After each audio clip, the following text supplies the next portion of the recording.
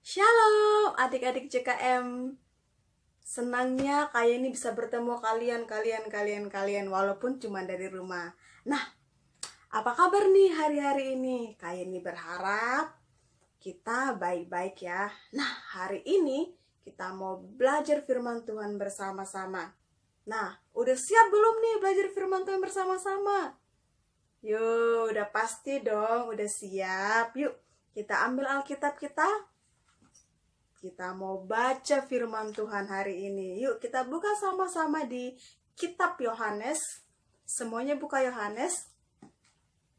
Nah, ayatnya yang ketiga, pasalnya yang ke-16. Yuk kita baca sama-sama ya.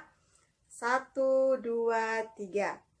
Karena begitu besar kasih Allah akan dunia ini, sehingga ia telah mengaruniakan anaknya yang tunggal, supaya setiap orang yang percaya kepadanya tidak binasa, melainkan beroleh hidup yang kekal. Nah, mungkin sebagian dari adik-adik mungkin sudah pernah mendengar ayat ini, atau bahkan ada yang hafal ayatnya, atau nggak pernah lihat di rumah orang mungkin, atau nggak di rumah sendiri mungkin, ada yang pajang di rumah mungkin ayatnya. Nah, udah nggak asing lagi kan ayatnya buat kita. Nah, adik-adik, mau tahu nggak? Pada awalnya, kita nih, kayak nih, adik-adik sekalian adalah makhluk yang paling mulia.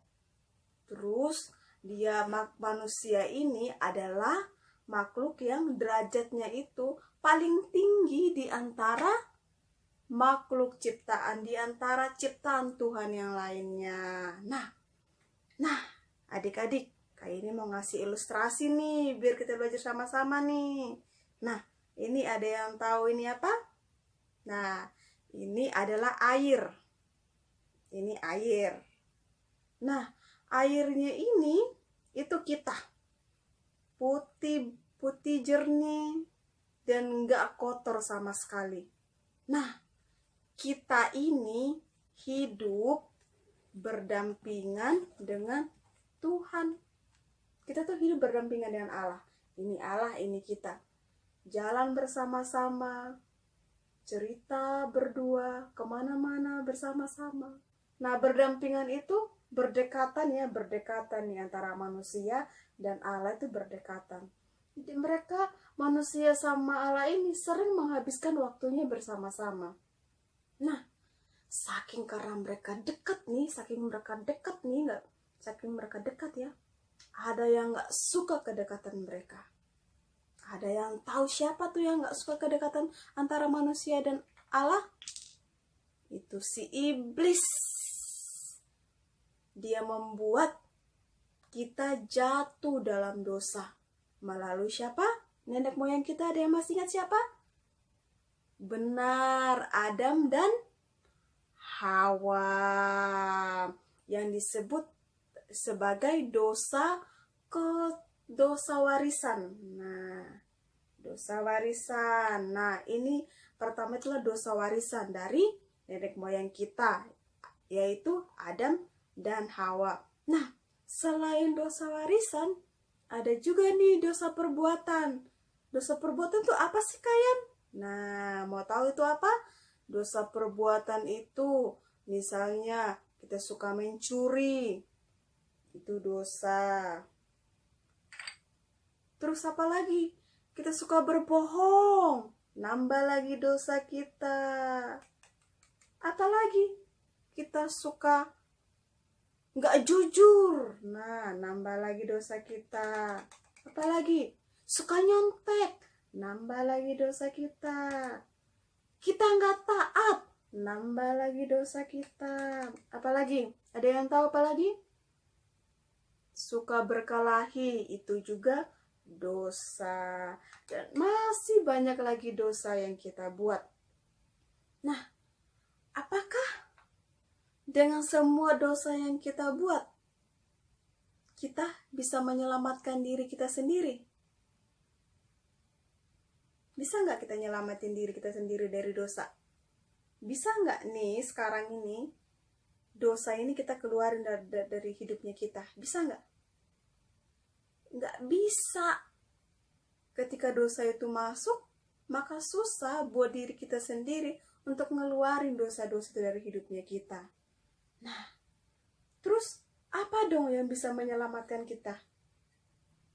Mau kita mau pakai uang, mau kita mau pakai harta kekayaan kita mau pakai kepintaran kita mungkin, kekuatan kita mungkin. Itu nggak bisa menyelamatkan kita dari dosa. Atau enggak kalian kan ada papa mama, bahkan pendeta sekalipun nggak bisa menyelamatkan kita. Karena apa? Karena kita sama-sama orang berdosa. Terus siapa dong yang bisa menyelamatkan kita?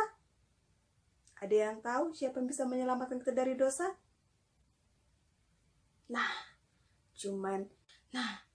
Cuman Yesus Kristus yang bisa menyelamatkan kita dari dosa. Tuhan Yesus rela mati. Tuhan Yesus rela mati buat kita. Rela dicambuk. Rela pikul salib. Rela mati di kayu salib. Dipaku di kayu salib. Cuman untuk menebus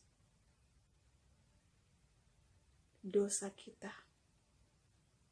Tuhan Yesus merelakan segala-galanya buat adik-adik dan buat Kaini juga. Tuhan Yesus menanggung semua dosa yang kita buat.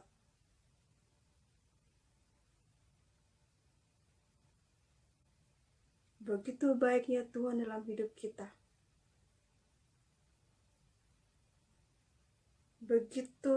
Begitu mengasihinya Tuhan sama kita. Nah, setelah Tuhan Yesus datang, hidup kita tadi yang kotor, yang penuh dengan dosa, jadi bersih lagi. Karena ada Tuhan Yesus dalam hidupnya kita.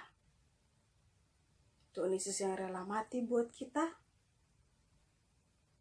menanggung dosa kita, menebus kita, sehingga kita menjadi manusia yang baru lagi.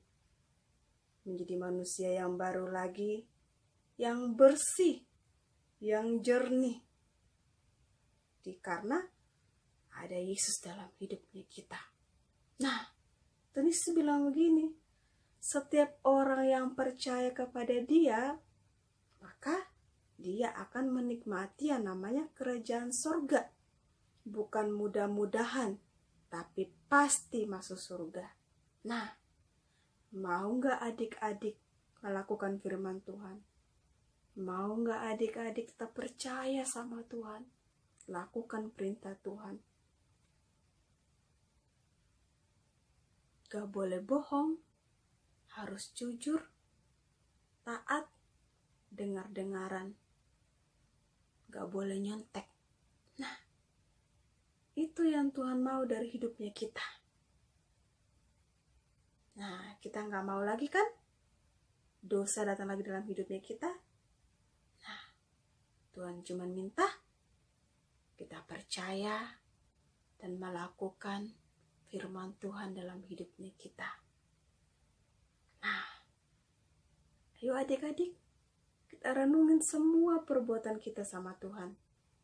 Kita minta ampun sama Dia, dan kita minta Tuhan tolong kita agar kita bisa berjalan bersama-sama dengan Tuhan, bisa dekat dengan Tuhan, dan bisa berdampingan dengan Tuhan.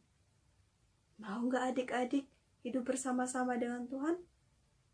Karena Tuhan menjanjikan kehidupan yang kekal kepada kita. Yuk, bersyukur sama Tuhan buat setiap kebaikan Tuhan dalam hidupnya kita. Nah, kayak ini minta buat adik-adik menulis semua apa yang tidak baik yang adik-adik lakukan dosa yang pernah adik-adik lakukan. Adik-adik tulis, atau enggak nanti ada kalau mau chat personal sama Kak ini nggak apa-apa, kita tulis. Dan kita mau berdoa sama-sama, biar kita berubah bersama-sama di dalam Tuhan. Kita mau tinggalin dosa kita. Kita mau tinggalin semua perbuatan-perbuatan kita yang nggak baik. Dan kita mau hidup taat di dalam Tuhan. Tuhan Yesus memberkati kita semua. Sampai jumpa. Jangan lupa ayat hafalannya. Dihafal ya. Dihafal di ayat hafalannya ini. Yohanes 3 ayat 16. Dadah. Tuhan Yesus memberkati.